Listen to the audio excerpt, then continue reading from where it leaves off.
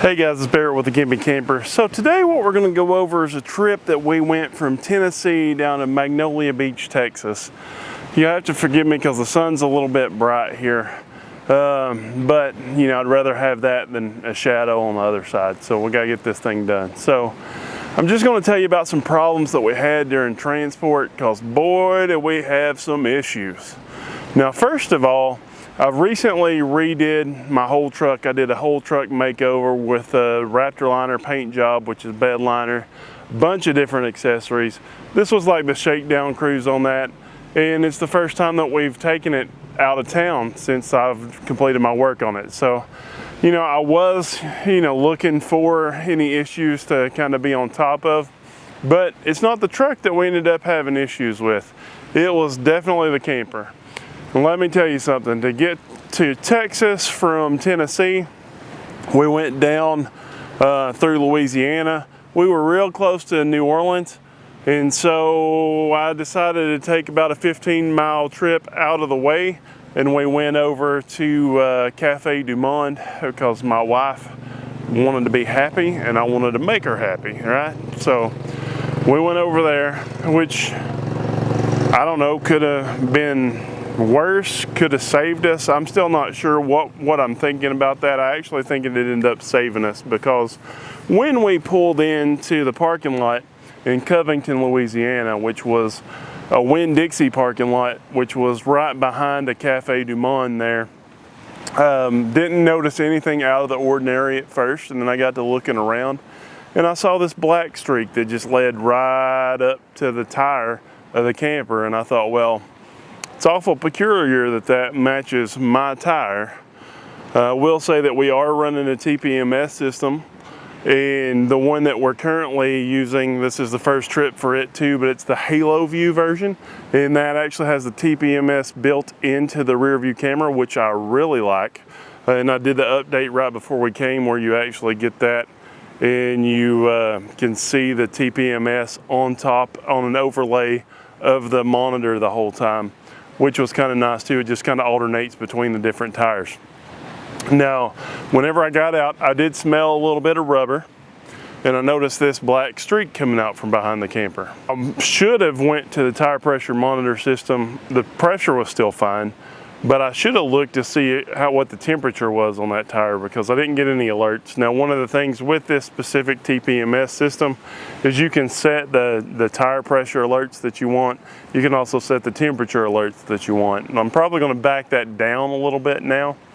But what was essentially happening, when I first looked up under there, I noticed that I saw a piece of metal hanging down near the axle, and I actually figured that the holder for the spring had failed and came off, because I've seen that happen quite a few times on different other people's rigs. Now, for those that don't know, my rig has completely had the suspension changed in it. It came with, I think, 4,400 pound axles. We got 5,500 pound axles. We went from 15-inch tires to 16-inch tires.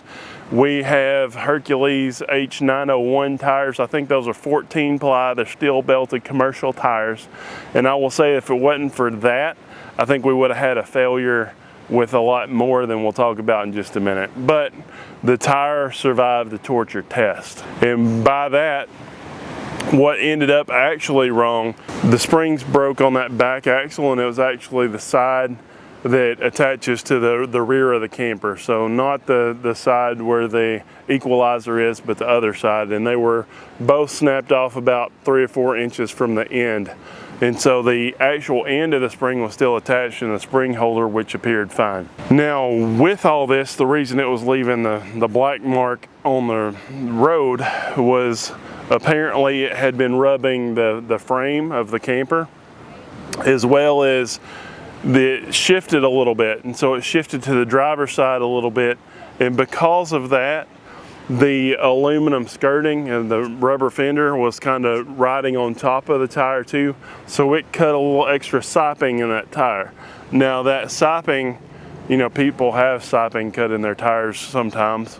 It's essentially what ended up happening, because it's only probably about 20 to 30% of the depth of the tread, and so I feel that the tire's fine. Like I say, it's a great tire, and I'm very happy that I did this.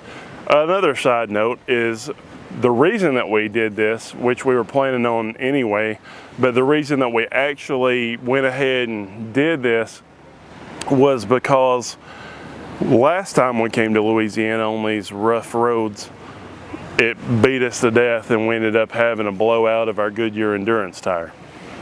So when I got back home, a buddy of mine over at Shelburne RV, he's got a YouTube channel as well, which I'll link in the description here.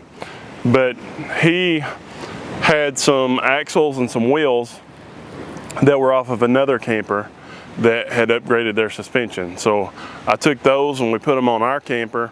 We also upgraded the springs. And that's the weird part about this, is these springs are only about 18 months old. I'd have to go back and like look at the actual paperwork and stuff if I really wanted to see how old they were. But when we put them on, I think it was about 18 months ago. Actually, I'll look it up for you real quick right now because I know that I got the receipt for the tires on my phone. Okay, so I'll take that back.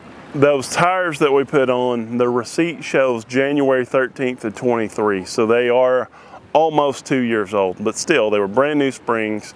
They were stronger, had an extra leaf in them than the factory springs, and they were brand new 2 years ago. They're all rusty, and even when they broke off, some people said, oh, that looks like it's been broke off for a while because it's rusted on the end. And that, you know, I know they weren't both broke. I would figure what happened is one was broke and I didn't catch it and the other one broke, but they are both rusty there, so I don't know.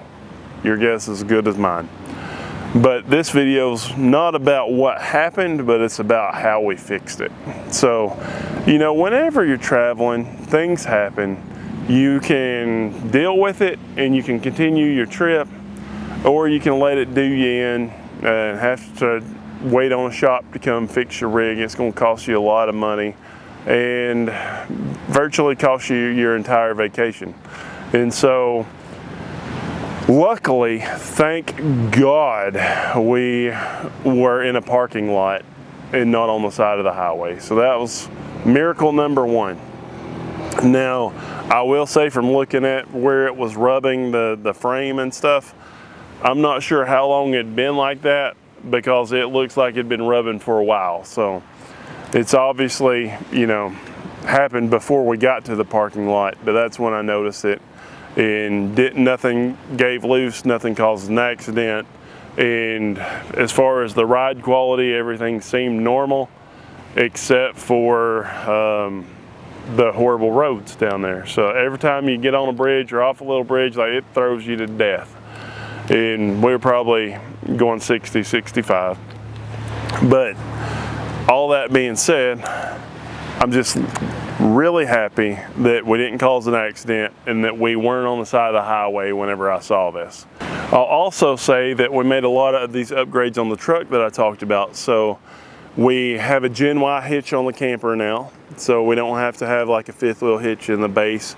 That seems to be going great. It actually does have a 1,000-mile break-in, which we won't hit until about the time we get back, but I've not had any issues out of that so far. So I think that dampens some of the issue from the trailer. I also have new shocks all the way around on the truck. I have a new heavy-duty suspension steering kit, which, you know, that was just because I was in there and I noticed some of the tie rod ends were messed up and this and that and the other. So I just wanted to go ahead and just put an end to it, go ahead and replace everything with better parts. So that's what we did. We also did put a leveling kit on the truck. So we got larger springs, and first I got one of the ones with the little pucks on there, and I didn't feel like it was safe. So I actually sent those back to Amazon, and I got a Thurin kit that has the beefy springs and stuff on there. And we got Bilstein 5100 shocks to go all the way around the truck. Now, we will have separate videos for all that, and I'm going to do a whole series on the truck upgrades that we did. So if you're interested in that, just stick around the channel for a little bit because I'm getting ready to start working on that video series now. But I will say that the next thing that we got really lucky about is while we're sitting there We actually went into a Five Guys that was right beside the Cafe Du Monde to eat some food first, because we hadn't had any food yet. And so I'm trying to figure out what I'm going to do while we're sitting there eating. And I pull up Google on my phone, and I noticed that there's a couple of different trailer parts places close by.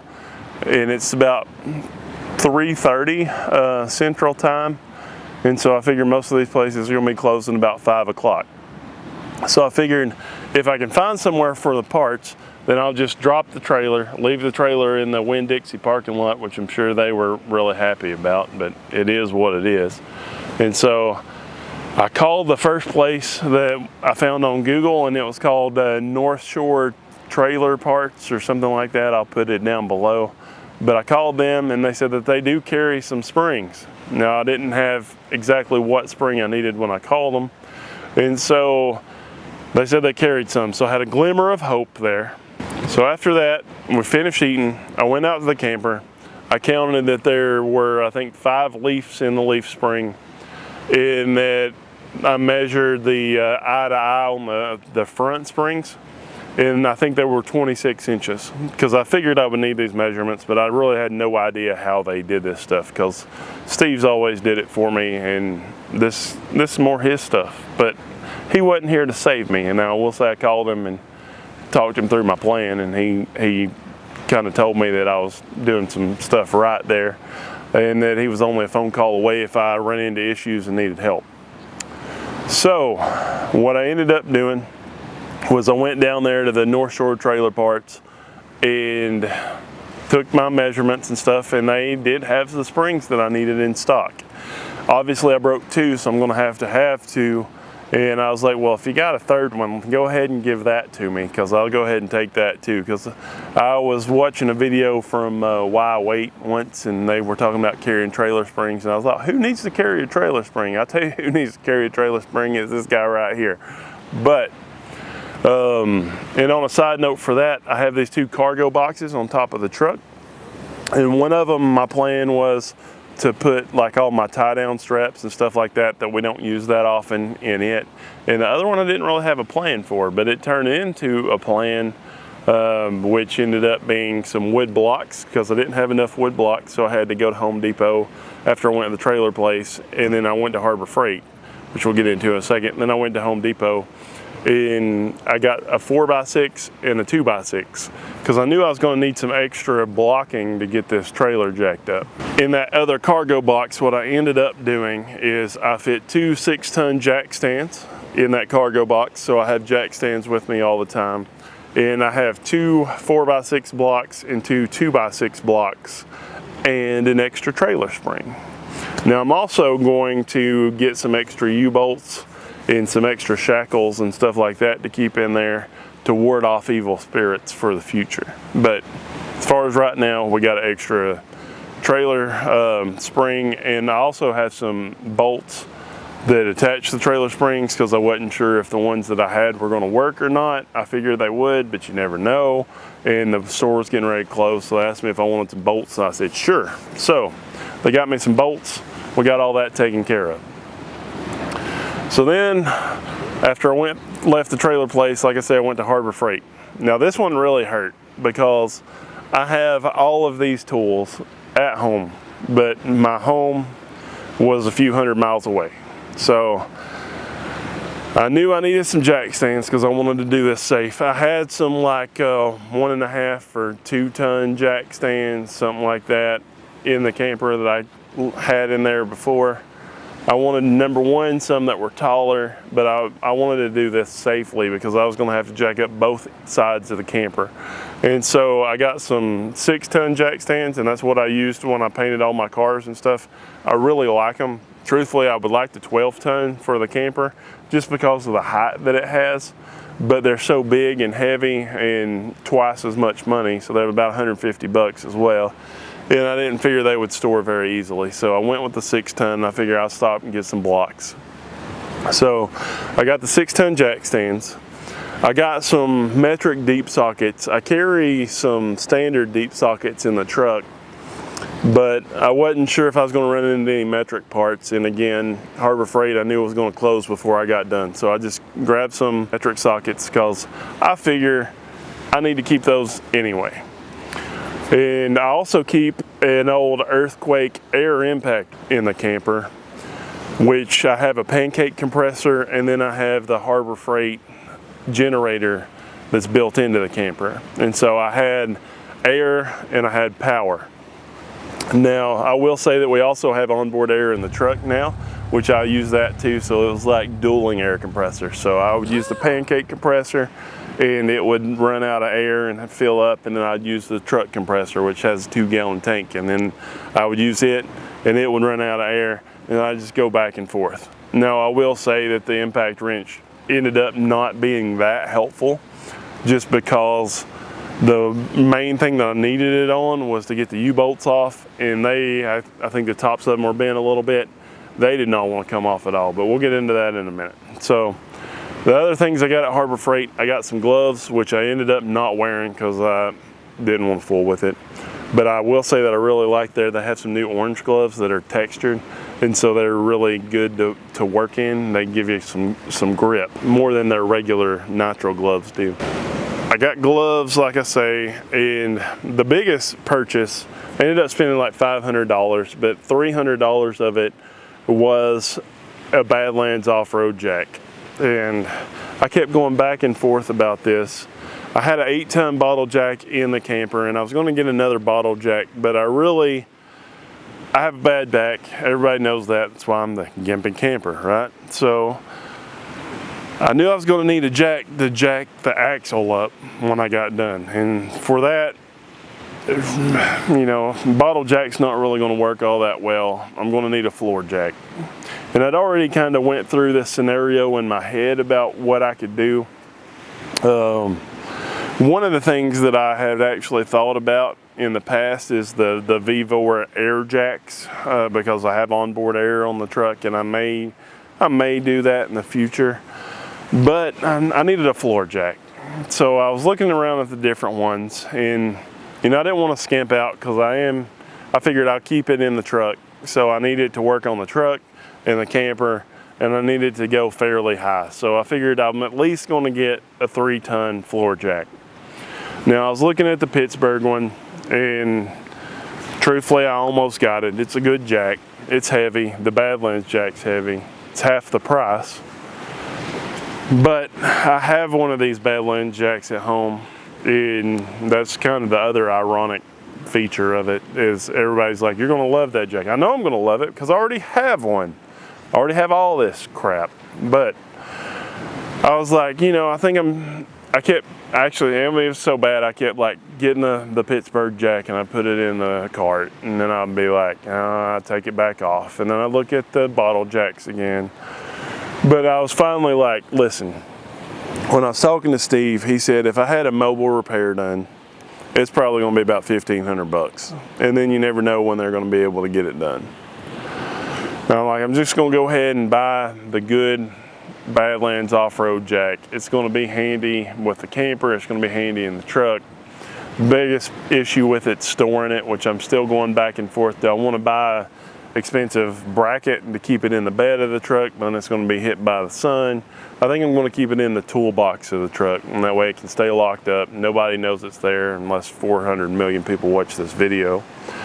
But it stays in the toolbox, and then I'll put like my tool bag on top of it, and so it's not really taking up any extra space, and you don't have like all the ultraviolet issues with the sun beating down on it all the time, and it's not taking up additional space in the bed. So that's my plan. So I did break down and get it, and I think the only other major thing that I bought is I figured I'm going to have some wood blocks, because I only had 2. I did find a third 4x6 block. I really didn't end up needing as many as I thought I would, which we'll get into in a minute when I talk about how I jacked the camper up. But I knew I was going to need some. So I went to Home Depot, like I said. I bought a 4x6 and a 2x6. I think they were both 8 feet long. Got those back over at the camper, and I thought I'm going to need a way to cut these up while I was still at Harbor Freight. So I was trying to pre-plan as much as I could. So then I started thinking, what's the cheapest way for me to cut up a 4x6? Because I wanted a couple of 4x6s for some extra stability. Well, what I ended up getting was just a cheap Warrior reciprocating saw. I think they were somewhere between 20 and 30 bucks.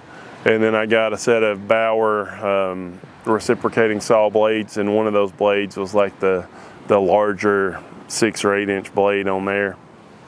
And so I figured with the generator on the camper, I could run that and I could cut those up. It didn't end up being quick, because if you ever used a reciprocating saw, you know that it's not that quick to cut up a 4-inch thick piece of wood. But it worked, and so it took me a while to get everything ready.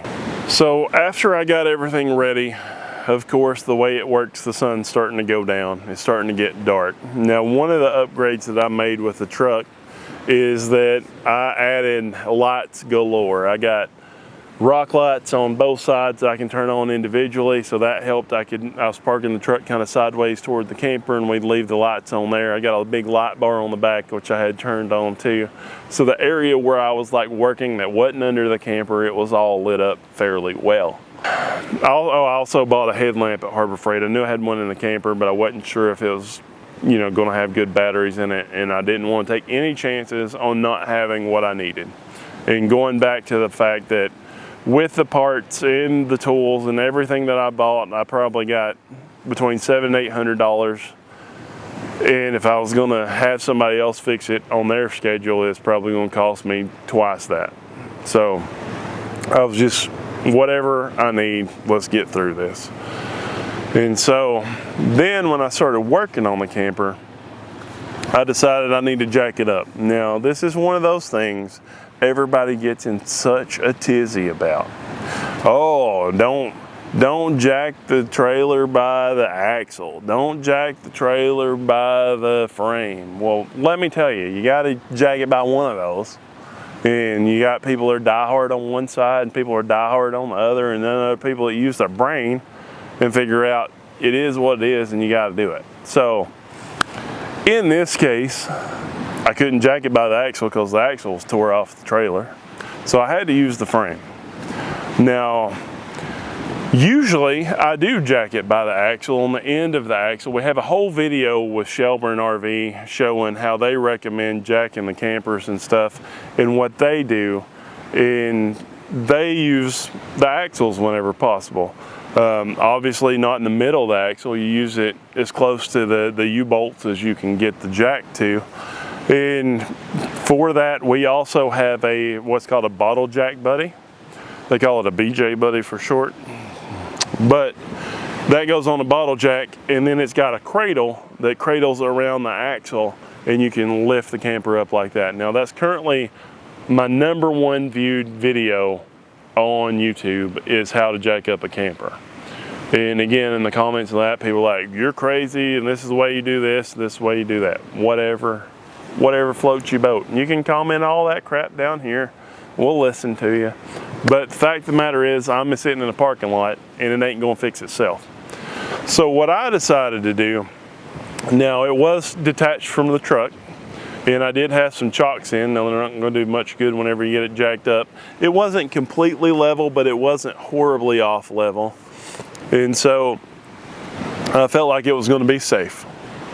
Now, what I ended up doing was I took the Badlands jack and I put it over here on the passenger side, and I just decided to jack it from the rear on the frame. Now, jacking it at the rear of the frame is going to be a little bit more stress than jacking it close to the axle. Yes, it is. It's also not going to be right where I'm trying to work, and I'm also not going to have as many issues like bumping into it and thinking I'm going to die because I knocked the jack stands over or something. So that's the way that I did it. I'm not saying that's the right way. I've asked Lippert, and I've asked multiple other places. And a lot of these big companies aren't going to tell you what's right and what's wrong because they don't want the liability if something goes bad. So that's just the way it is, okay? So I had the Badlands jack on this side, and I had my bottle jack on the other side with some of the wood blocks. And what I was doing is I would use the bottle jack. I was over on the bottle jack side, and I would jack it up because it takes a lot longer than the Badlands jack. So I'd jack it up a little bit. And I told my wife, basically on this side, match what I'm doing. That way we brought both of the ends of the frame up at the same time and kept them fairly level so there's not twisting one way or the other, which is going to decrease all the stress that everybody's whining about. And it's just going to keep it as flat as possible. So that's what we did. We'd go up until my bottle jack maxed out, and then I'd put a jack stand underneath. And I actually ended up putting the jack stands underneath the large tube where the receiver hitch comes out on the back for your bicycle hitches and stuff. And I didn't end up needing any blocks underneath those because that goes down a few inches under the frame. And those 6-ton jack stands, they go up a significantly decent amount. So I didn't end up needing any blocking for those, which I thought that I would, which is why that I wanted to get the 2x6s so I could have some extra 2x6s. Now, so I'd have to raise it up same, and then I'd have to lower it down on the jack stand. So we was trying to match that again. And so we'd rest it down on the jack stands, and then I'd get me another block, put under the bottle jack, screw the thing all the way down as far as I could, raise it up as much as I could, put as many blocks as I could fit under there, and we'd start the process again. And about the time that we maxed out the Badlands winch, it appeared that the trailer was probably high enough that rear tire was still dragging on the ground, but both of those leaf springs were broken, so it's going to sit on the ground no matter how high you jack the camper. But I decided that it was high enough to give it a shot, so we put all the weight on the jack stands. And then I used the impact wrench to take off the wheels on that rear axle. And the front axle it's probably 1/4 of an inch off of the ground. And so all of the weight was on the front supports and the jack stands back here. And I could have put down the stabilizer jack. I didn't think about it, but again, it would have just been for extra support. It's obviously not going to hold the whole weight of the camper, but I didn't do that. It's not a bad idea, and I probably should have, so I'm going to keep that in my brain for next time. So after I got it jacked up, got the wheels off with the air impact wrench, and then the axle just kind of fell to the ground when I pulled that second wheel off, which I didn't think about because it's only hinged at the front, so it's just going to... All right, guys, so my camera just cut off, and after a big a string of 4-letter words I figured out, and I had to take the card out and I had to go inside. I had to see where it cut off at. Luckily, it didn't cut off very much of what I said, so I'm just going to try to pick up where I left off, but if there was something that seems to be off, that's the reason. So essentially what happened is he took the wheels off and the whole axle just fell down to the ground. So whenever it fell down to the ground, it was putting a lot of tension on the brake lines, the electric brake lines. It wasn't enough to hurt it, but it was a lot of tension on there, so I didn't like that. So I took 2 of those 4x6 blocks. I put one under each of the drums, which raised it up enough to get some slack in that line. Also put it at a decent working height. So then I decided, well, what do I need to do now? Then I never saw anybody replace 2 springs at once, and so I'm not quite sure what the appropriate process is. But I figured, while it's still attached at the front, so it's kind of holding steady in some spots, I probably need to get those U-bolts off. Now I was trying to use the impact wrench, and that didn't do very good at all. I bought some PB Blaster at the trailer store when I was down there. Didn't really seem to make a difference. And I think the very tops of the U-bolts were bent a little bit, and I think that's what was causing the issue. Well, let me tell you, those things took forever to get off. Now, I probably should have got new U-bolts, but I didn't. I may or may not replace them, but they're on there tight as hell right now, I'll let you know. But that was the biggest pain about the whole process, was getting those U-bolts off. So I tried the air impact wrench, like I said, it wouldn't budge. It would move it like 1/4 of a turn and took way too long. So I also bought an extendable 1/2-inch ratchet when I was at Harbor Freight. I had a torque wrench, and I had like a regular size 3/8 ratchet and sockets, but I didn't have and I had a breaker bar, but I figured I was probably going to need a big ratchet. And so I used that ratchet. Really glad I bought that one. And so it took me over an hour to get those 8 nuts off of the U-bolts, because I mean, they were just barely turning, and you would turn it and I felt like I was in like a rowing contest. Big long ratchet, and this is going back and forth, and it was also building up a lot of heat, which was kind of weird. A couple of them, when I took them off and grabbed the nut, like you couldn't even hold it in your hand because it was so hot from building up all the heat. But I got those off, and then I also have some lift blocks under there that we put under there for extra clearance. All that seemed to be fine. And then after that, I took off the front side of the spring out of the equalizer. So got that off, and then I thought, well, I probably need to put the new springs on before I try to attach the spring to the camper, because all the pictures, I watched a couple of YouTube videos, all of them that I watched, the spring was already on there when they raised the axle up, so I figured that's probably the next step. So I went one side then the other. I think I finished up the passenger side first, because this is the side I was at when I finished tearing everything down. And I used those same U-bolts, put them up under the axle. I did look up the torque specs on those, and it said like between 70 and 90, so I put them at 90 foot-pounds.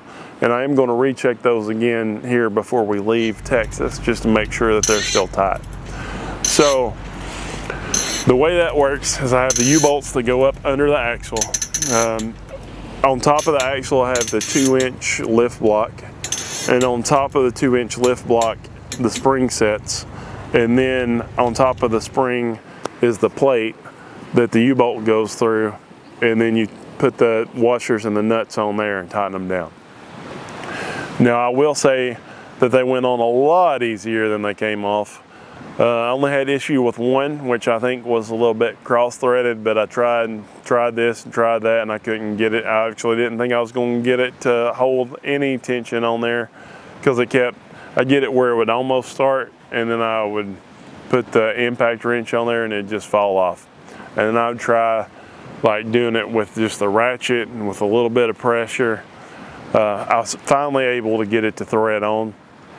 I know for sure it's never going to work again, which, like I said, I'm going to get some extra U-bolts to keep in the camper anyway. But once I got them all started, the impact wrench did work to tighten those down. It sure didn't work to take them off, but it worked to tighten them down. And then I used the longer ratchet to put a little extra torque on there. And then I used the torque wrench to make sure they were all at 90 foot-pounds. So I got all that done. And then I also have a wet bolt kit on my camper, which I didn't know this whenever I put them on, but I should have took the bushings out of the old springs, because I think they're the copper bushings, because it's got like the plastic ones in here. But the wet bolt, the bolts were fine, so I reused those. I did tighten those down. Everywhere that I looked said you tighten them like all the way and then loosen them up just a little bit so everything moves good in there. I did tighten them up all the way, and I left them tight just because it didn't close the gap in that hanger, so there's still room for everything to move, and I don't have to worry as much about something coming loose. Obviously, it goes without saying that I'm going to be keeping a closer eye on this stuff from here on out too. Now the next problem for me was getting those springs to line up. First thing that I did was I put the side on the equalizer, and then I tried to put the rear one in the hanger, and I couldn't get it to line up. Well, after looking at my plan there a couple of times, I did figure out that if you put the rear one in first into the hanger, and then you can move the equalizer a little bit and have a little bit more play on it. So I was using the jack to raise it up and down and kind of, moving it forward and backward. And I finally got all those in there. I did have to have a hammer on one of the equalizers. And also one didn't line up like left to right, so I had to go back to those U-bolts. I had to loosen them up on one side so that they would fit in there, and then tighten them back down and torque them down again. So it was a great night of fun, let's put it that way. Now, after I got all that done, I checked the torque on everything again. I put the wheels back on and told my wife, I said, well, okay, we're ready to clean this mess up, because I had the Winn-Dixie parking lot looking like a dadgum diesel shop there for a minute, but well, for a few hours actually. And I'm still kind of surprised nobody came and said, like, you shouldn't be doing this here, but I was going to give them the whole it is what it is speech and see how it all panned out. But all in all, it went fine for what it was. So, and like I say, it could have been on the side of the highway, which for this, I would have broke down and got a tow somewhere, because no, this repair could not have been done on the side of the highway. But, so I'm very thankful that everything happened where it did. But I got all the tires and wheels back on, and it was probably 11:30 at night. We got everything picked up, hooked up. My wife was surprised that, because it was like you're working, and then you're done. I think she thought it was going to be a lot longer of a process. I think from the time that we left, unhooked, and went to get the parts to the time that we were completely done, it was probably about 6 hours. So, you know, it was a delay. We don't have stringent plans during this trip, which came in very helpful with this, because we weren't all stressed out about, like, we gotta be here by this time and be there by this time. I don't even know when we're going home yet. I gotta be at work in Myrtle Beach on the 10th of January. It's New Year's Eve today. So I'm not sure. I don't know. I'm probably going to go home a few days early. That way, you know, I can rest a little bit, and know if we do have any issues on the way home, you know, it's not the day before I'm trying to fly to work in Myrtle Beach. But I'm really happy that things worked out. Now, what happens, we ended up driving about an hour and a half or 2 hours that night, and we made it to a rest stop in Louisiana, which I can't even begin to pronounce the name, so I'll put what that is here. But I will say that if you're ever on, I think it's I-10, and you go by here and you need somewhere to sleep, that's the spot. I've never stayed at, we do a lot of like boondocking as far as like in the Cabela's or Cracker Barrel or Walmart. I've never stayed at a rest stop, but I was like, number one, I was tired. I really wanted to shower, but I didn't have any water in the tank enough to really take a shower. I had a little bit. I washed my hair and got the grease out of my hair. But I will say that this rest stop, number one, the lanes were wide enough. It had you separate from the trucks, first of all, like a whole separate parking lot for RVs. The lanes were wide enough where you could put your slides out and like get comfortable and still be in your parking place. And it was just a great spot, and I highly recommend it if you're ever going through southern Louisiana, a couple hours from the Texas line. This is where you want to go. But we went there, everything seemed to be fine. I looked over everything in the morning before we left, everything, and I stopped. We checked it 2 or 3 times between there and here, because it's probably a 6-hour drive, I think. We got here about dark on the night that we got here. We would have been here before the sun went down, but the issue is I had to stop and get water, and that's about 30 minutes away. In Victoria's where we stopped to get water. So because of that, it was dark when we got here, and those lights that I added to the truck, they came in helpful again, because we could just drive down the beach, and where we saw like an open spot, I could turn them side lights on, boom, see if it's somewhere we wanted to go into or not. And I'm really happy with all those upgrades. And like I say, we'll be getting into those shortly. But guys, really, I appreciate you just spending time with me and listening to all my rants and my problems. hopefully my problems save you problems in the future. Definitely get under these campers and take a closer look at them. And definitely, if you got a 29 RKS like I have, probably doesn't matter what model of camper you have. You need to get under there and make sure your tires aren't rubbing the bottom of your camper, because that's what started with the stock suspension of the problems that I had.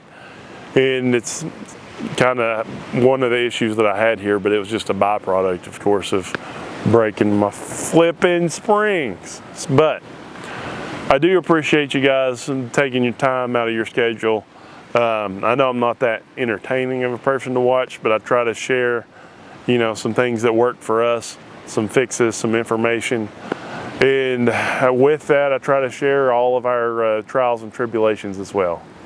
So that's going to be it for this video. We got everything fixed back up. We're here in Texas right now. It's a beautiful area. This is Magnolia Beach. It's free to stay on. I love it here. We will be having a video about it shortly as well. Thanks for tuning in, and we'll see you guys next week. Do not forget to hit that subscribe button.